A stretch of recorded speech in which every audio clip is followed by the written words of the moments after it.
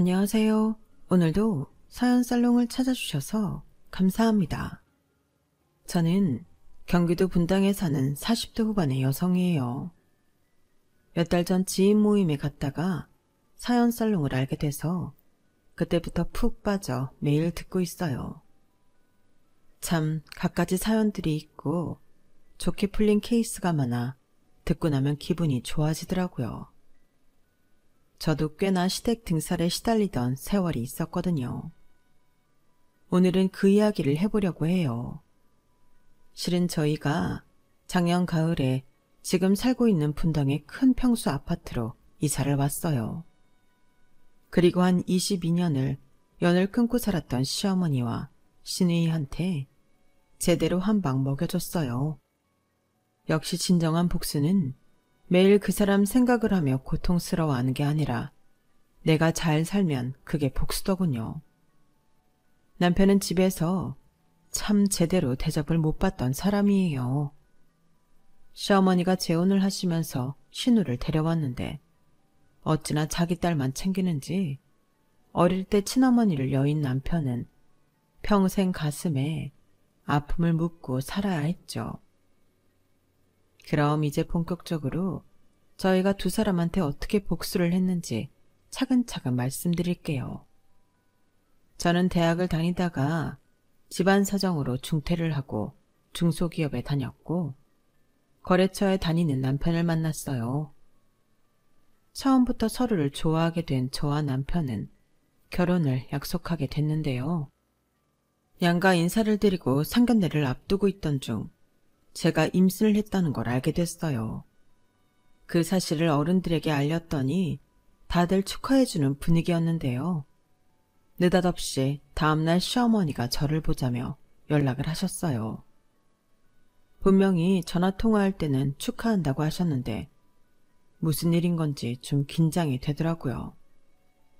처음 인사드리러 갔을 때에도 말로는 환영한다 반갑다 했지만 태도나 표정이 어딘지 떨떠름했었거든요. 제가 남편한테 미리 들은 게 있어서 태연하게 있었지만 기분이 좋지는 않았어요. 그런 분이 갑자기 보자고 하니 가슴이 두근거렸죠. 민우같이 결혼은 지가 알아서 한다길래 그러라고 하기는 했다만 아니 어떻게 이렇게 불쑥에까지 딸려서 오겠다는 건지. 그날 내가 예의상 아무 말 안 했는데 민우 걔는 30년을 알아도 모르겠다. 어떻게 너처럼 별 볼 일 없는 애가 좋다고 결혼을 하겠다는 건지. 대학도 제대로 안 나왔지. 직업이 좋은 것도 아니지. 그렇다고 돈을 잘 버는 건 더더욱 아니지.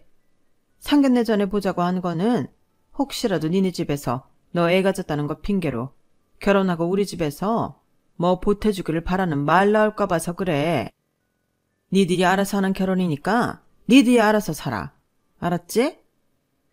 그렇게 자기 할 말만 잔뜩 하고 바로 가버린 시어머니는 상견례가 끝난 후에는 신우하고 나란히 화장실에서 저와 제 남편 흉을 보더군요. 아니 진짜 뭐 저런 볼 것도 없는 집이랑 결혼을 하겠대. 나도 좋은 며느리 보고 싶은 꿈이 있는 사람인데 내 속으로 안 나왔대도 정말 민우는 알 수가 없다. 내비둬 엄마 다 지팔자야. 지들이 좋다는데 어쩌겠어. 그렇게 다 지 수준에 맞는 사람 만나는 거야. 아니 그래도 지가 번듯한 대학 나왔으면 비슷한 학벌을 가진 애는 데려와야 될 거 아니야. 아 수진이 너처럼 공부 잘하고 예쁘고 똑부러지는 거 쉽지 않지. 그렇다고 해도 어디서 저런 애를. 아유 내 팔자야. 그러니까 딱 말 잘 해놔야 돼. 절대 도와줄 거 기대하지도 말라고 해. 내가 여자애 따로 불러서 단단히 말해놓기는 했다. 지가 맑게 알아먹는 애 같았으면 알아서 하겠지. 가자. 화장실 안에 있던 저는 저 말을 다 듣고 나서야 밖으로 나갈 수 있었네요. 남편이 시어머니와 신우가 늘 차가웠고 자기는 늘 뒷전이라고 했었는데 이 정도일 줄은 몰랐어요. 심지어 시부모님은 상견례 때까지만 해도 보태주겠다고 했던 결혼자금을 못 준다고 하더라고요. 남편은 할 수 있는 만큼 설득을 해봤어요. 저한테 약속한 돈이니까 해주세요. 아이도 생겨서 저희도 빠듯한 거 아시잖아요. 제가 가진 돈으로는 모자랄지도 몰라요. 야, 모르겠다. 네 엄마랑 얘기해라. 이런 식으로 시아버지는 말도 안 하고 방으로 들어가 버렸대요.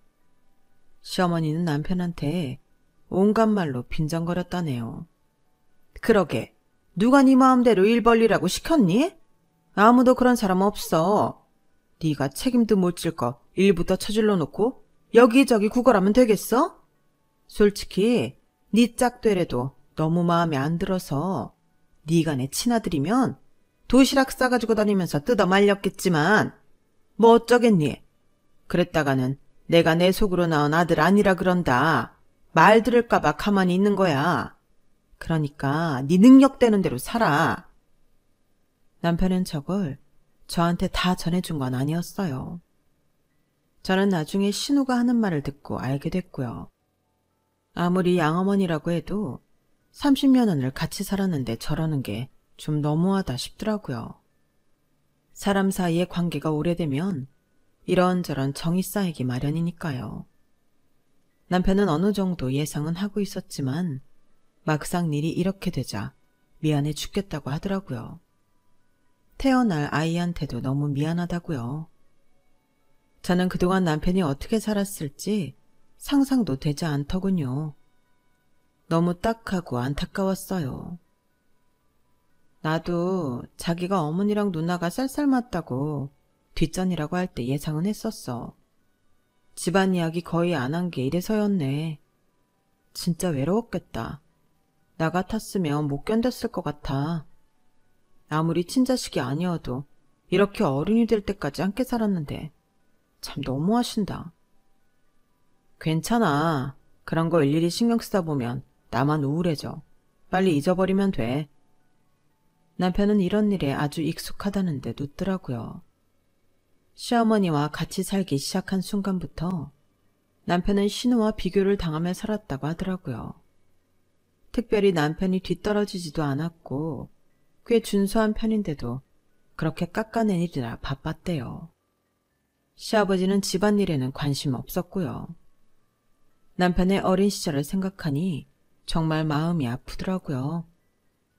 남편은 아빠까지 덩달아 누나만 인정하고 예뻐하는 걸 보면서 언젠가 자기도 꼭 인정받겠다는 각오로 열심히 공부해서 좋은 대학도 가고 좋은 회사에도 들어갔지만 다들 남편이 이룬 것에 대해서는 시큰둥하고 그까짓 거 이런 반응이었다고 하네요.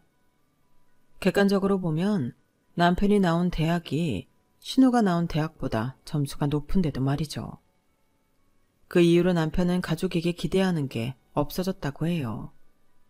그저 얼른 이 집안에서 빠져나가지는 일념 하나로 살다가 저를 만났고 이제야 인생에 햇빛이 드는 것 같다고 하는 거였어요. 그 말을 들으니 제가 어찌나 눈물이 나던지요. 나 영주 너랑 우리 아이는 절대 차별받지 않고 살게 해줄 거야. 내가 꼭 성공할게. 거창한 성공 같은 거 바라지도 않아. 그냥 우리 서로 위하면서 즐겁고 행복하게 살자. 그거면 돼. 저희는 결국 친정 부모님이 도와주셔서 저희 대출금을 합해 친정하고 멀지 않은 곳에 작은 아파트를 얻을 수 있었어요. 그런데 시부모님은요, 결혼식에 들어온 축의금까지 싹 걷어갈 정도로 저희한테 인색했어요. 이건 내가 민우 키운 값이다. 그러니 내가 정당하게 가져가는 거야. 이걸로 불만 가지면 니네 인간도 아니야. 알았어? 시어머니가 하도 당당하게 구니 그게 정말 맞는 것 같은 생각까지 들더군요. 아무튼 자기가 받을 것만 생각하고 저희 부부한테는 아무것도 해주려고 하지 않았어요. 그러면 저도 저희끼리 잘 살면 되겠지, 다른 간섭을 안 하겠지 하고 좋게 생각하려고 했죠. 그런데 시어머니는 틈만 나면 저를 불러서 부려먹었어요. 집안의 자질구레한 일부터 할 필요도 없어 보이는 이불 빨래에 때 아닌 김장까지 정말 알차게 부려먹더군요. 아이를 가져 배는 점점 불러오고 움직임은 둔한데 거기에 신호까지 숟가락을 얹어 지 심부름까지 시켰어요. 시댁하고 저희 집이 버스로 30분은 되는 거리였음에도 말이에요. 집에 오는 길에 마트에 들러 뭘 사다 달라고 하는 게 제일 많았죠. 제가 무슨 자기네들 비서라도 되는 줄 아는 것 같더라고요. 아니, 요즘 어떤 비서가 저런 일을 하나요? 이건 뭐 몸종 취급이었어요. 그래도 저는 혹시라도 남편한테 마음을 주지 않을까 하고 참고 또 참았어요. 제가 잘하면 저희를 좋게 봐줄지 모른다는 희망을 가졌거든요. 사람이 그렇잖아요. 누가 자기한테 계속 호의를 베풀고 진심으로 보이면 싫었다가도 그 사람을 다시 보거나 좋게 보잖아요. 그렇게 관계를 개선하고 싶었던 마음이 컸어요. 당연히 남편한테는 말하지 않았고요. 남편이 알면 가만히 있지 않을 게 분명했어요. 안 그래도 제가 임신하고 나서 몸이 안 좋을까봐 늘 전전긍긍하는 사람인데 시댁에 가서 오만 일을 다 하는 걸 알면 어떻겠어요. 저랑 아이는 차별받지 않고 살게 해주겠다던 그 사람 자존심에도 상처를 주게 되니 딱 입 다물었던 거였어요. 그렇게 살얼음판 같은 기분 속에서 꾹꾹 참으며 시댁 일을 하던 어느 날 확 터져버린 사건이 있었어요. 신우가 저한테 속옷 싸우라는 심부름을 시켰는데 제가 물건을 잘못 샀다며 펄펄 뛰더라고요. 아니, 내가 분명히 사이즈 말했는데 이런 걸 사오면 어떡해? 딱 보면 모르나? 올케는 그렇게 눈치가 없어? 이게 내 사이즈로 보여? 샘플 걸어놓은 것 중에 없으면 다 포장되어 있는데 제가 어떻게 알아요? 저는 형님이 말씀하신 게 그건 줄 알았어요. 아, 변명은 집어치우고 앞으로는 사기 전에 사진 찍어서 나한테 보내. 이런 것까지 내가 일일이 확인해야 되나? 올케가 좀 잘해라. 그래야 엄마도 아빠도 마음이 풀려서 민우한테 나중에 뭐 하나라도 물려주지 않겠어? 이런 식으로 하면 주고 싶던 마음도 싹 달아나지. 아, 정말. 이거 올케 돈으로 해. 난 이거 돈 못 줘. 이건 정말 도우미한테도 저렇게 못하는 시대인데 어떻게 저럴 수 있나 싶었어요. 눈물이 절로 나더라고요. 그래도 그날 일을 꾹 참고 하던 도중에 마트에 갈 일이 생겨 나왔거든요. 그런데 시어머니가 친구분하고 저만 치서 걸어오더라고요. 제가 일부러 길을 피해서 가는데도 두 사람이 하는 얘기가 다 들렸어요. 아유, 며느리 잘 얻어 좋겠다. 나는 이제 들어가서 내 손으로 다 차려먹고 치워야 되는데 무슨 복이야. 부엌댁이잖아. 걔가 무슨 며느리야. 그런 며느리 트럭으로 갖다 줘도 싫다. 트럭만 같지. 보통 마음에 안 드는 게 아니구나. 그래도 네 손주 임신했잖아. 너무 그러다가 잘못되기라도 하면 어떡해. 얘, 임신은 나도 해봤고 너도 해봤어. 그 정도로는 까딱도 안 해. 척 보면 아는 거잖아. 아니, 대학도 못 나온 게 이 정도 대접해주면 그것도 감사하다고 절해야 되는 거 아니니? 그리고 뭐 내 친손주니? 몇십 년이 지났어도 내 새끼는 우리 수진이 뿐이야. 수진이가 낳은 손주가 내 손주야. 물론 저를 어느 정도 얕보고 일부러 부려먹는 건 잘 알고 있었어요. 그런데 자기 친구한테 대놓고 저를 부엌댁이라고 하니 저는 너무 충격적이었어요. 저더러 대학 중퇴라고 뭐라고 했지만 시어머니가 하는 말에는 교양이라곤 한 숟가락도 들어있지 않았어요. 저를 부엌댁이라고 한 건 그렇다 치는데 자기 손주는 신의 손주밖에 없다는 말에 정말 참담하더군요. 남편이 이야기를 직접 하지는 않았지만 제가 생각했던 것보다 남편을 더 우습게 여기고 있는 게 분명했어요. 저는 그 길로 마트에 가지 않고 집으로 와버렸어요. 다시는 가지 않겠다고 다짐을 하면서요. 집에 와서 1시간이나 됐을까요?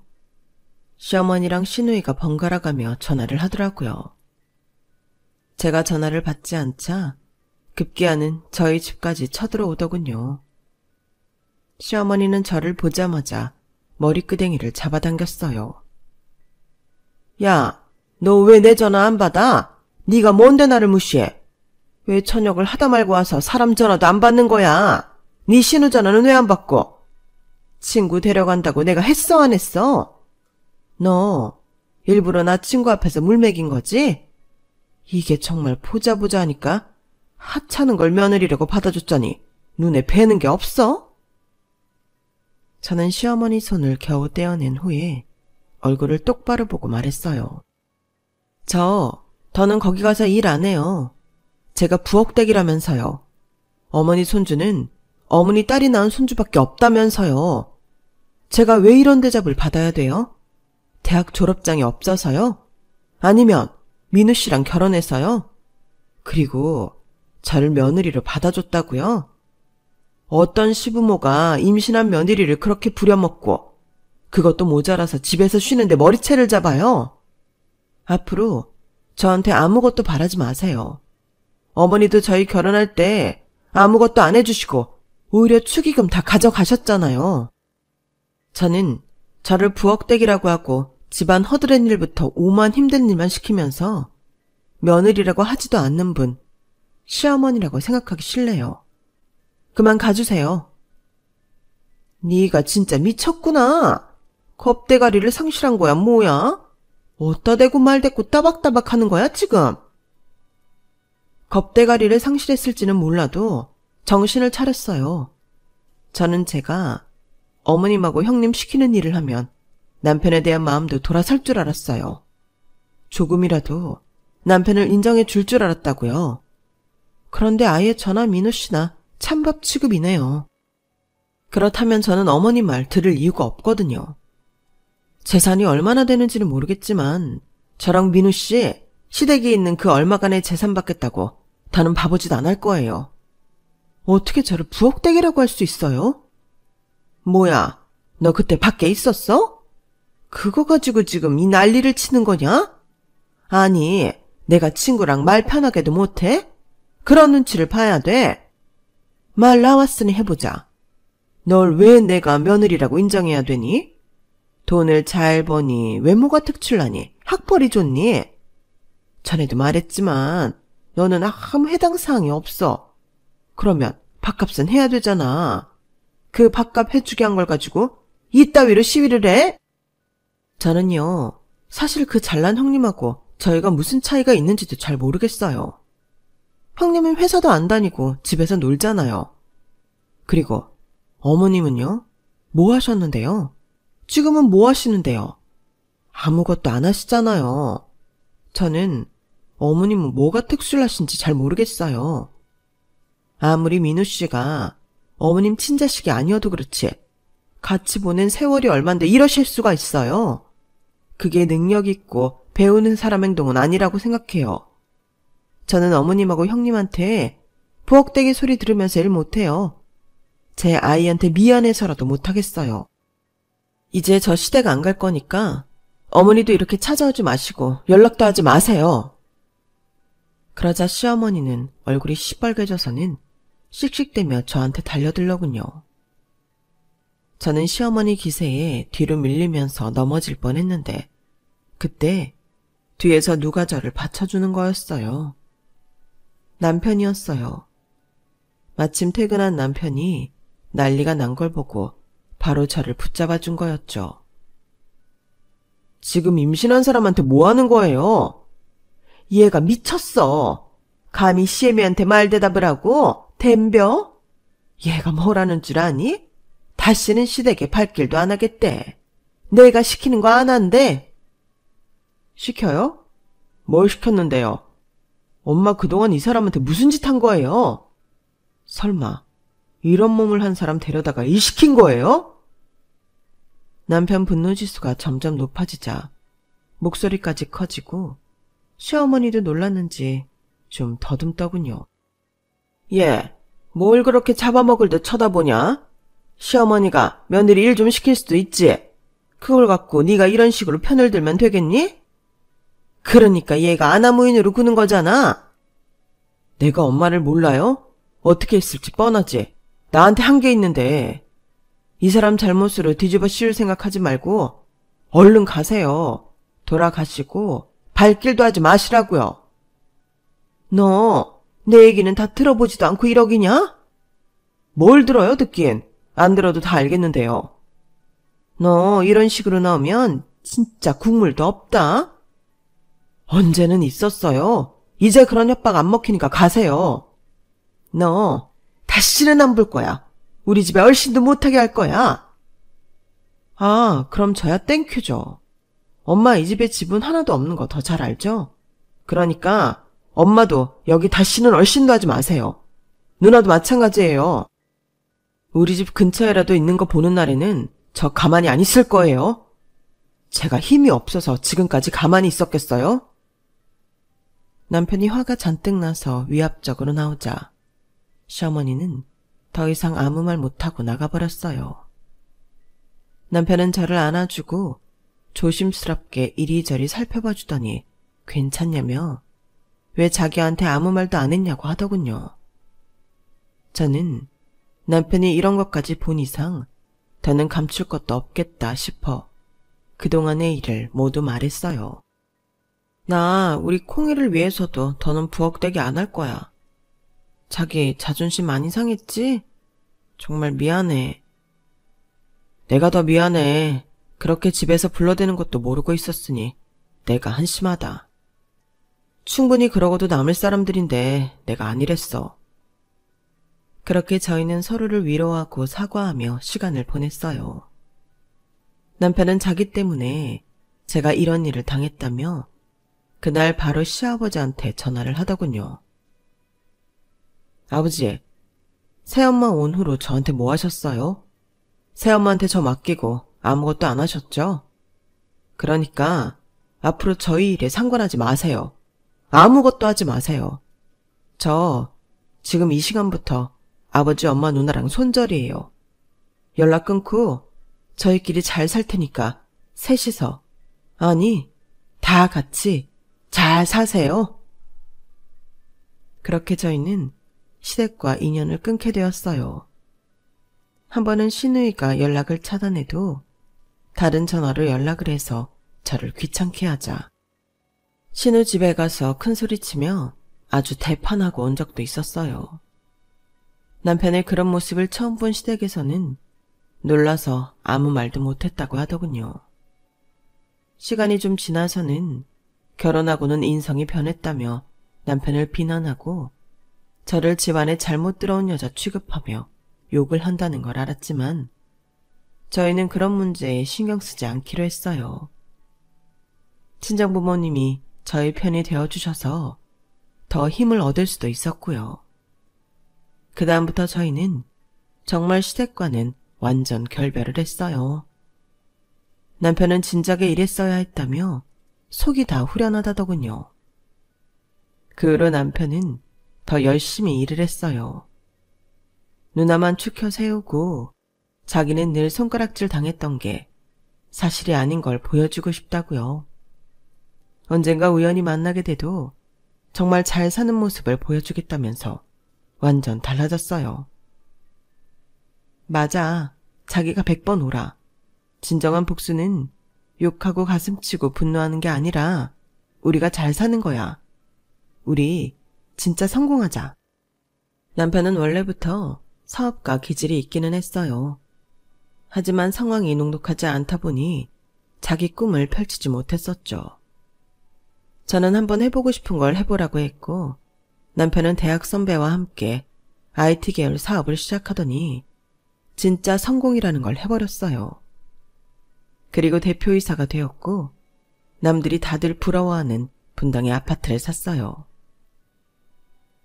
참, 이렇게 여기 서서 바깥을 보니 감회가 새롭다.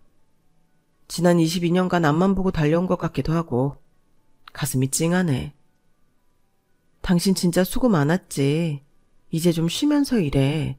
나이도 생각해야지. 다 아직 한창 일할 나이야. 하긴 그래도 우리 지수하고 시간 좀 많이 보내야겠어. 이러다 언제 훌쩍 결혼한다고 곁을 떠날지 모르잖아. 당신하고도 오붓한 시간 많이 가질게. 당신만 위한 시간도 좀 가져. 오롯이 혼자만 생각하는 시간이 필요해. 남편은 의지 하나로 성공을 이루어냈고 저는 그런 남편이 너무도 자랑스러웠어요. 그렇게 아파트로 이사하고 얼마 되지 않아서 저한테 전화 한 통이 걸려왔어요. 시댁 친척분이었는데 곧 시아버지 팔순인데 그래도 그때는 와봐야 되지 않겠냐고 하더군요. 어떻게 전화번호를 알았는지 물었더니 우연히 제 친구와 자기가 아는 사이라는 걸 알게 돼서 번호를 물어봤다네요. 그 전화를 받고 저는 좀 생각을 해봤어요. 아무리 연을 끊었어도 아버지가 팔순을 맞았는데 남편한테 알려주기는 해야 할 것 같더라고요. 저는 일단 사실대로 말을 한 뒤에 가든 안 가든 남편이 원하는 대로 하라고 했어요. 남편도 그동안 자기가 아버지 생일을 잊고 있었다더군요. 그러더니 한번 가보자고 했어요. 축하해주고 싶은 마음은 없지만 그래도 팔순은 가야 될 것 같다고요. 그쪽에서 어떻게 나올지 감이 안 잡혀서 일단 딸한테는 말을 하지 않고 저와 남편 둘만 가기로 했죠. 대형 식당 앞에는 시아버지 이름으로 팔순 생일 예약이 써있더군요. 아내는 화려한 복장의 시어머니와 시누이가 바로 눈에 띄었어요. 시어머니는 저희를 알아보더니 바로 인상을 쓰더라고요. 저를 무섭게 흘겨보기도 했고요. 시누이는 저와 남편의 차림새를 꼼꼼히 보더니 이러더라고요. 어디서 또 그럴싸한 건 빌려 입고 왔네. 일단 왔으니 맛있게 먹어. 근데 공짜는 아니다. 니들 우리 가족 아니잖아. 돈은 내야지. 라며 그 자리에서 저희한테 돈을 받더군요. 남편과 저는 따로 챙긴 봉투 2개를 각각 신우와 시모 앞에 내밀었고 두 사람은 아내의 돈을 보고는 잠시 눈이 휘둥그레지며 저희를 다시 보더라고요. 그러더니 시누이가 삐죽거리며 웃었어요. 있잖아. 나는 회사에서 임원 돼서 연봉 1억 가까이 받아. 우리 남편은 퇴직하기는 했는데 그래도 고깃집 차려서 장사 잘하고 있고.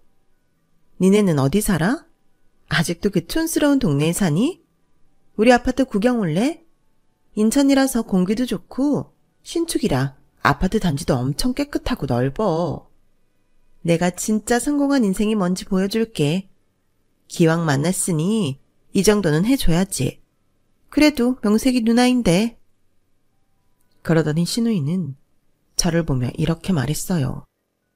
옳게. 그때 그렇게 박차고 나가서 지금 봐. 남의 명품 몹시나 빌려입고 20년 만에 시댁 온 거 쪽팔리지도 않아? 그러게 그때 조금만 참지. 그럼 아빠랑 엄마가 불쌍하다고 뭐 하나라도 줬을지도 모르잖아. 올케가 민우를 진심으로 생각했으면 그러면 안 되는 거였어. 정말 가소로운 건 시누이와 시어머니였는데 두 사람은 저희를 가소롭다는 데 쳐다보며 비웃더라고요. 저와 남편은 그저 묵묵히 쳐다만 봤어요. 진짜 가진 사람은 이럴 때 여유로운 거구나 하는 걸 알겠더라고요. 그러자 남편이 이렇게 말했어요. 한번 집에 초대할게. 우리가 어떻게 사는지 직접 봐. 그러자 시누이는 웃음을 터뜨리며 말했어요. 됐거든. 내가 니네 사는 데를 왜 가니? 추잡스러운 데 가면 없는 거야. 그러지 말고 한번 오세요. 형님, 다른 세계도 구경하셔야죠. 어머, 옳게 정신 차렸어 이제야? 다른 세계 구경이라. 그래 좋아. 그럼 나도 우리가 사는 세계 구경시켜줄게. 민우야, 내가 특별히 가줄게. 언제가 좋겠어? 그렇게 시어머니와 시누이가 저희 집에 올 날짜가 정해졌어요. 집으로 돌아오는 길에 예전 일들이 떠오르면서 다시 분노가 솟아오르더군요. 저는 그날 두 사람한테 단단히 갚아주리라 다짐하고 또 다짐했어요. 그리고 두 사람이 오는 날 저는 아파트 단지 입구에서 시어머니와 시누이를 맞이했어요. 저희 아파트가 외부인은 절대 못 들어오거든요.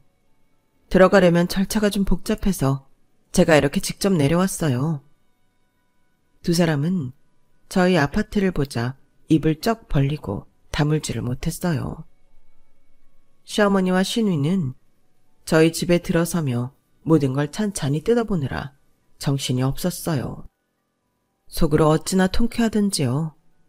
이 모든 걸 이루어낸 남편이 너무 자랑스러웠어요. 남편은 직접 거실로 과일을 내오며 말했어요. 두 사람 다 너무 놀라는 거 아니야? 설마 우리가 정말 다 쓰러져가는 아파트에서 살기라도 하는 줄 알았어? 그러자 시누이가 정색을 하고 남편한테 물어봤어요. 너 지금 나 놀리는 거지? 두 사람 쇼하는 거지? 이 집 진짜 주인 누구야? 두구네 집 빌려서 지금 구라치는 건데 어떻게 네가 이런 아파트에서 살아? 나는 못 사는데 네가 어떻게? 말이 돼? 두 사람 이딴 데에 돈 쓰느라 돈이 없는 거겠지. 인생 이렇게 살지 마. 누나는 사람을 좀 믿기도 해봐.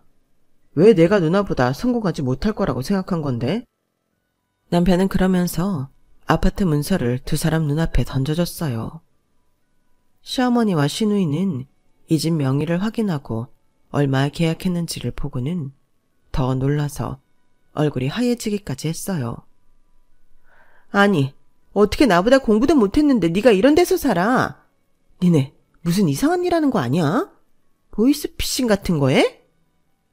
내가 왜 누나보다 공부를 못해? 잘했는데 누나랑 엄마만 인정 안 한 거야. 객관적으로 내가 나온 대학이 누나 대학보다 더 좋아. 아무리 우겨봤자 그게 사실이라고. 그리고 성공은 대학 좋은 데 나오고 공부만 잘한다고 되는 거 아니야. 내가 신뢰를 쌓고 노력을 했기 때문에 된 거라고. 누나 연봉이 1억 가까이 된다고? 나는 그런 액수 넘은 지는 오래됐어.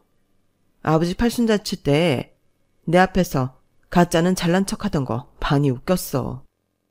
내가 진짜 다시 만날 때에는 다른 모습 보여주겠다고 얼마나 다짐했는데. 그리고 해냈지. 누나는 집안 식구 모두의 응원을 받으며 해도 그 정도지만 나는 나랑 우리 집사람이랑 둘이서 이렇게 해냈어. 물론 장인 장모님도 많이 도와주셨고 친부모 형제보다 집사람네 가족이 100배는 낫더라. 이런 경우도 있네. 내가 운이 트이려고 이 사람 만났던 것 같아. 그래서 집이랑 손절하고 이렇게 성공했잖아. 그러자 시어머니가 갑자기 이상한 소리를 하더군요. 너 버르장머리 없고 윗사람 몰라보는 건 여전하구나. 그래가지고 돈만 잘 버는 기계밖에 더 되니? 니네가 이렇게 살게 됐으면 바로 연락을 해서 우리한테 그동안 죄송했다. 정식으로 사과도 하고 용돈도 두둑하게 보내고 때마다 여행도 보내고 했어야 되는 거 아니냐? 네 누나네도 도와주고 어떻게 이렇게 니들만 잘 먹고 잘 살 수가 있는데? 저한테 뭘 해줬다고 그런 걸 바래요. 그때까지 가만히 있던 저도 남편이 말하는 걸 거들었어요.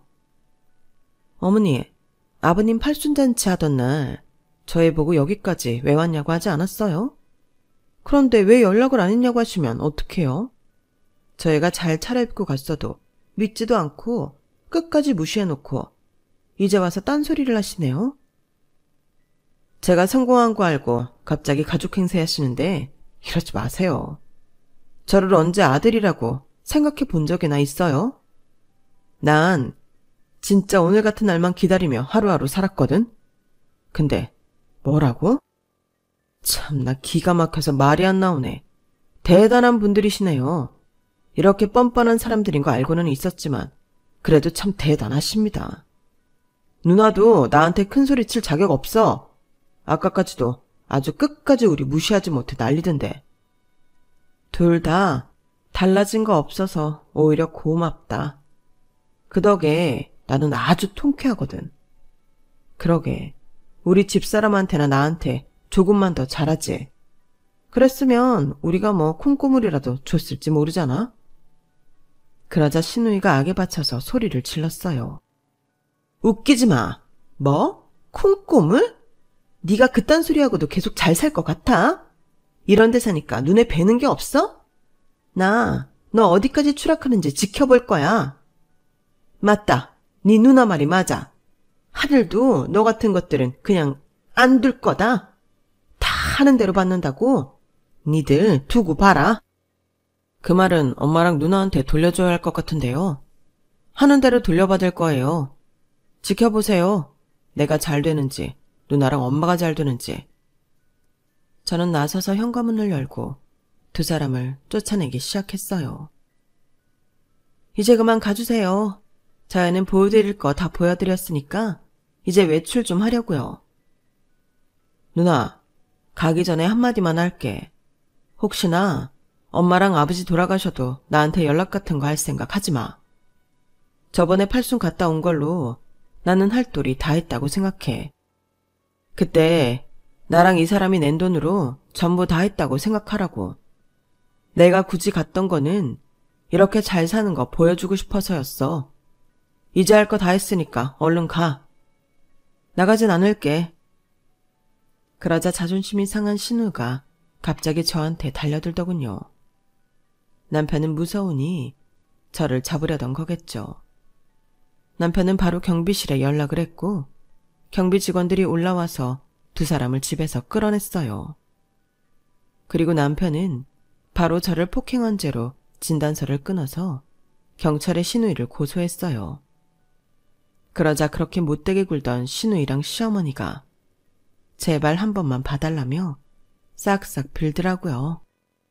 알고 보니 신우이는 몇 달 전 회사에서 잘렸고 퇴직금으로 생활하고 있었는데 저희한테 허풍을 친 거였어요.